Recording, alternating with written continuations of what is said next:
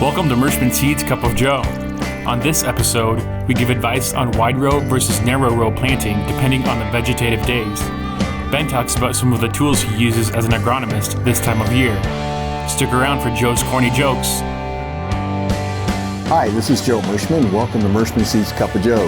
Today, Turk and Ben, well, this is it, right? Next week looks pretty good. Looking good. Next week looks awesome.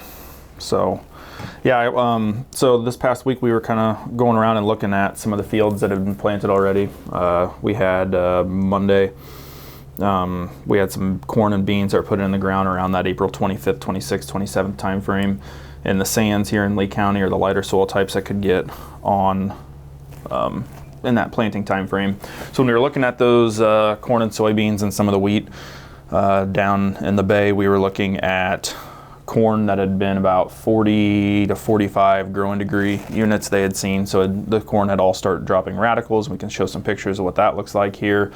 We were going back and looking and monitoring, seedling depth and even emergences, or for what we're going to be expecting for even emergence. So that's something that I had picked up some mistakes on our own farm from what we've already seen already that we're going to make improvements on. But that's one of those things that just to key in, you really, really want to pay attention on how this corn crop goes in the ground, because from what my calculations are looking at for growing degree days, it's going to be with the 90 degree soil, with the 90 degree air temperatures and the sun and the amount of radiation we're going to have, this corn could come out of the ground in 4 or 5 days. So you really don't want to be slopping it in. You really want to make sure you're getting the correct seedling depth. If you're working with tilled ground, you want to make sure that you're tamping that tilled ground down.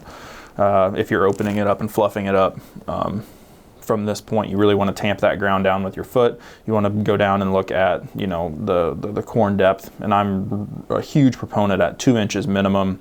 2.5 is about where I really like the corn planting depth. And we talk about that ad nauseum here, it seems. But, when you get that 2.5 inch depth, you get your nodal roots another 1/2 inch down below the soil surface even further, where the ground doesn't dry up as fast. You get more nutrient uptake just a little bit further down. You have a better drought stress. If it gets dry really quickly, where you are working that ground, you may want that 2.5 inch placement, because you're going to be in the moisture longer, more consistent if there is air pockets or anything in that seedling trench. So those are things to be looking for. We had an opportunity to look at 80 acres that we got stuck in the ground quickly, and we're already making adjustments based off of the little bit of corn that we got to put in the ground. So. Well, the temperatures look good. Looks like it's going to be really windy on Monday. It's going to dry things out. We're going to be planting a lot, and then the following week, though, I think it's going to cool down a little bit. Is that what you're seeing? It's going to cool down a little bit below. It's probably going to cool down from what this next week is going to be, but it's still going to be more go back to normal timely temperatures. I don't think we're going to go below average the following week, but by then we're getting into that mid-May, and it's just going to be warmer, and you're going to get stuff out of the ground really, really quick. And I agree with you, Ben, 100%. The biggest problem that we're probably going to see this year is guys that don't put it in deep enough, whether it be corn or beans. Yep. If they haven't got their beans in yet. I know Western Corn Belt got a lot of stuff done prior to, and they're probably they will wrap up this next week for sure.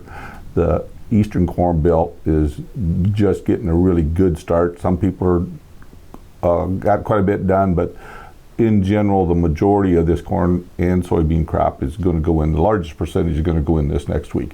So when we look at the window of critical mass, so to speak, that's going to put a large amount of crop vulnerable to heat at pollination in one chunk. Sure. So that's going to be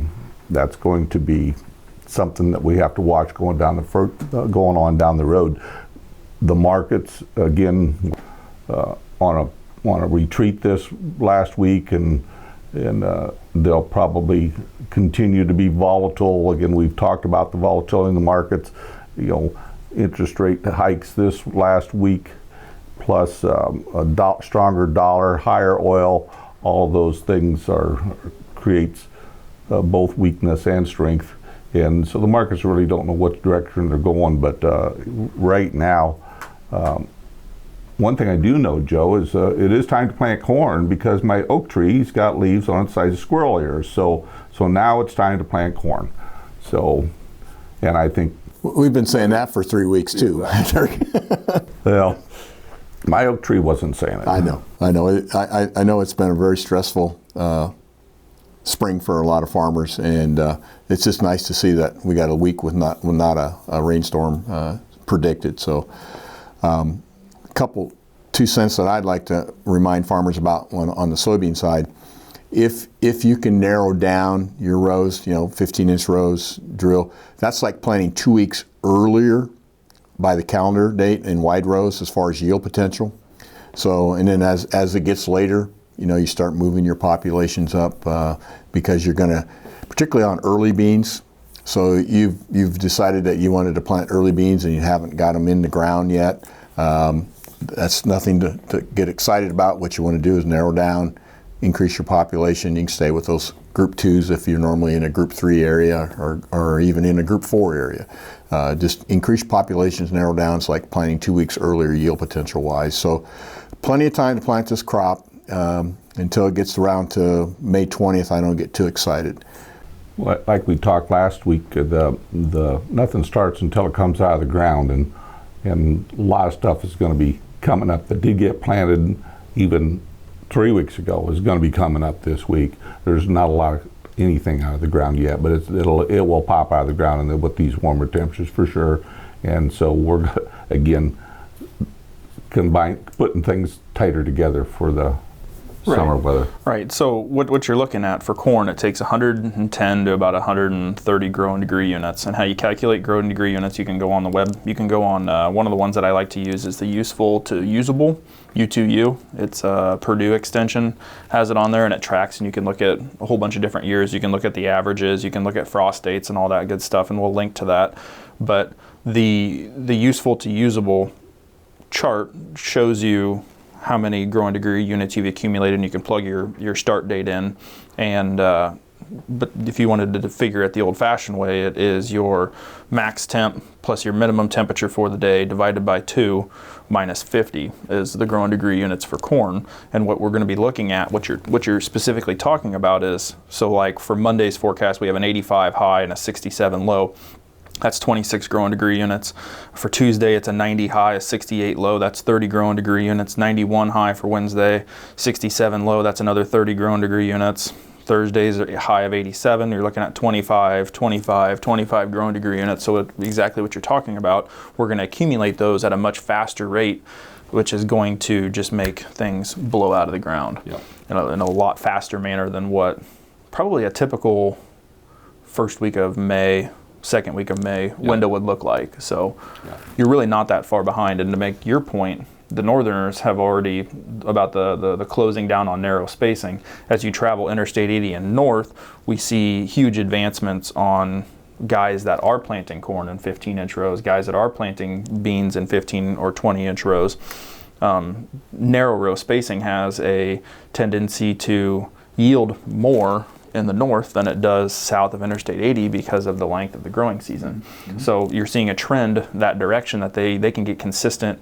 Iowa State talks about it and a bunch of the other universities, but they can get consistent increased yield potential because of their lack of growing window by narrowing things down. Yeah, so if you got more vegetative days, you don't need to narrow down. If you got less vegetative days, you need to narrow down. That's as simple. And then soybeans are what you call a short day plant. They start maturing as the days get shorter. So consequently, the later you plant, the shorter the plant. Therefore, you got to put more plants out to get more nodes. And in other words, don't waste sunlight. Ideally, with soybeans, you want the rows closed when they start to flower. That's when you're utilizing 100% of your sunlight. So to do that, as you get later, you narrow down, and they're going to be a shorter plant, so therefore increased population. So because you can stand more plants. So those are things to keep in the back of your mind as we get into the latter part of May, to catch up. You can catch up literally by narrowing down, because like planting 2 weeks earlier in wide rows, yield potential wise.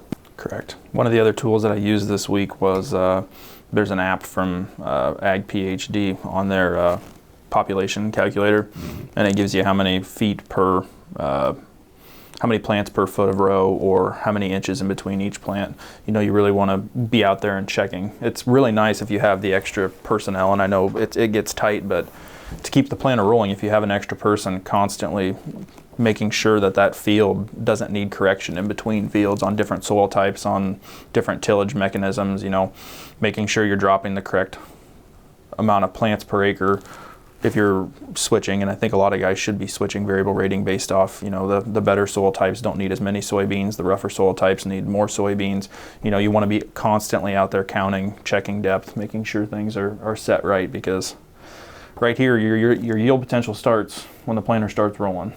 I'm ready. I'm ready for spring. Plant 22. Yep. There we go. Anything else? Nope. Well, let's wrap this thing up with a couple corny jokes. Again, I have to give a heads up to Dave O'Hare and Dave O'Hare Sports, which we sponsor on. It's a statewide TV show called Hawkeyed, and he likes to give me jokes, so I take them, because that way I can blame him if something doesn't go over, okay? Okay, let's start with the first one. Why was the janitor late for work? Why was the janitor late for work? Because he overswept. Overswept. Yeah, overswept, okay. Now this one here is, I think, the best one. Why do people love elevator music? Why do people love elevator music? It can be uplifting. Okay. Well, I'd give you a smile. Yeah. All right. Everybody needs to know, if you're watching this on Saturday morning, what's tomorrow? Mother's Day. Yeah. Be sure that you take care of Mom. That's very important. So to all the mothers out there, happy Mother's Day. And everybody, all the folks that plant Mershman seeds, we sincerely appreciate it. We hope that your family is healthy and safe. We'll see you next week.